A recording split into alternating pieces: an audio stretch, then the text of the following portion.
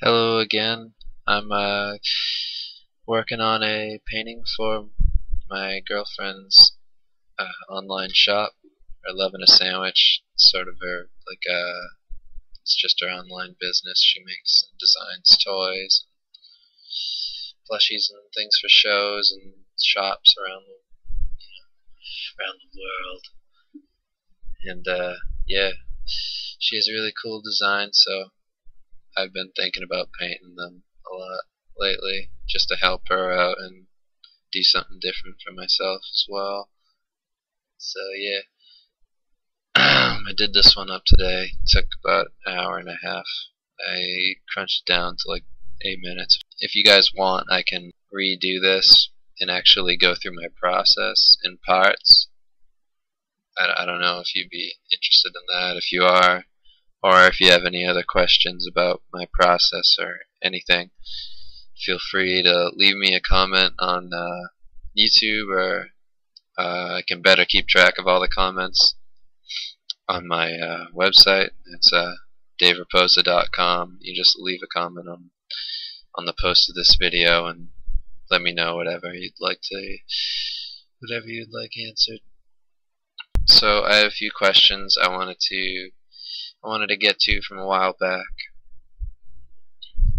I have one from Kyle Van Meurs. Don't know if I'm pronouncing that right, but he says that I want to know the process behind your figure studies. Is it all by eye, or do you do any tracing to set the image up? Do you color sample, or do you make your own judgments based on what's in the photo? Well, the whole point of studying in the first place is to get to the point where you don't have to refer to those things. I mean, you want to get all that ingrained in you by doing the studies. So no, I don't trace anything. I don't color sample. I just try my best to copy the image and learn as much as I can about form, about lighting, texture, how to make convincing skin tones, things like that. I mean, it's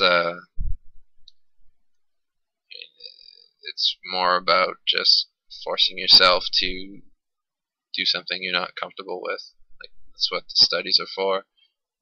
So you just keep expanding your knowledge, what you know how to do, and it all lends itself to your drawings.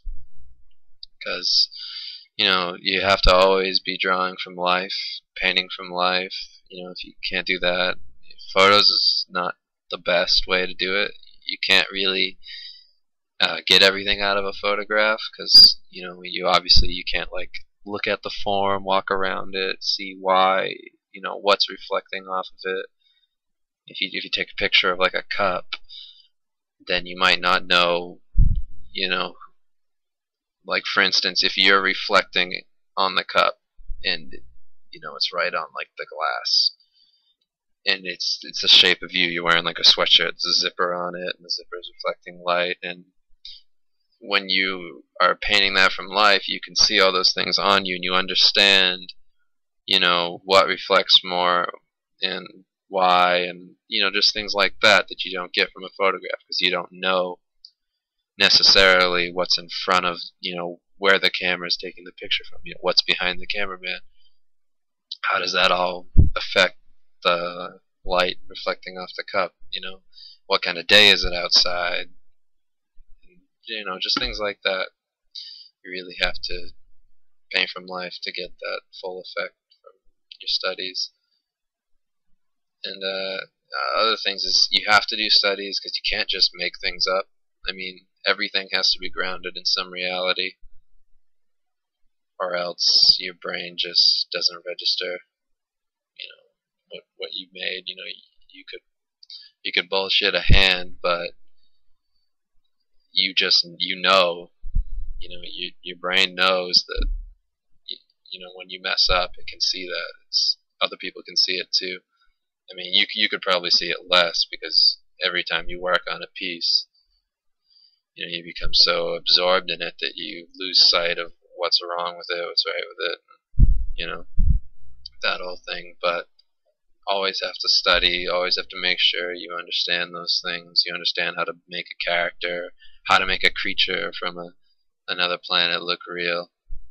And, it has to be grounded in some reality here so you know that it works when you draw it. Somebody who,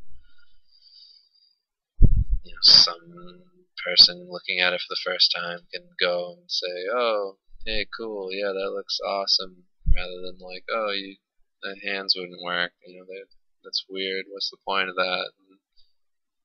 And, why do his knees bend backwards, what does he do? You have to understand why things are, and that's what studying's for. So yeah, you gotta get into all kinds of good study habits. I know I'm going off on a tangent on studying, but you have to have good study habits. You have to practice good technique. You should always be pushing yourself to learn new things. Like if you can't do environments, then spend the week just studying environments. And I mean, you should do other things in the same time. Do your anatomy studies. Draw from Loomis, Andrew Loomis. You can get PDFs of that online. Draw from or use techniques from Alla Prima to do your life painting, blending edges and really playing with how your mind, how your eye sees something and what the focus is, and learning different painting techniques. Not that I've done that really, but it helps. I mean, everything lends itself to the final, to your skills. I got another question. Okay, so when you paint in value, do you keep in mind what color it's going to be and try to stay in that value range? Or does any color work if you lay it down, if the values are correct? Any color works as long as your values are good. That's probably my favorite part about working with this technique, is I can, the colors are all interchangeable at a certain point. Because once you do put that color layer down and you put the overlay layer down, you're gonna want to make sure that well, I was going to say you're gonna want to make sure that it's not totally finished. That's just a step in your process, but that's just what happens. You get to a point in grayscale where you think you're done, and then you lay down the color on top, and whatever else, the adjustments, and you can just see what's wrong with it at that point. It's kind of like it kind of works the same way when you flip an image, like you think your values are good, the lighting's good, but when you flip it to the, or you think the proportions are right, and you flip it to the left, just flip it horizontally, mirror the image, and you can see all these new problems because you were so used to looking at it the other way. And it's the same thing when you apply a color layer. What'll happen is you'll see the values differently. You'll realize that a lot of the areas of the image are flat, and then the next step, of course, is to use the colors that are now on your image through the adjustments, overlays, and whatever, and then you paint in the rest of it, paint in all everything else that goes into the image. And yeah, so it's just a step. It's not like it has to be perfect. The value should be pretty good, but it doesn't have to be like a finished image desaturated, because that's just part of the process. It's not the finished product. So yeah, anyways, if you guys do want me to go through and explain this whole process of the image you just saw, let me know. I wasn't sure if the subject matter was really the same sort of thing.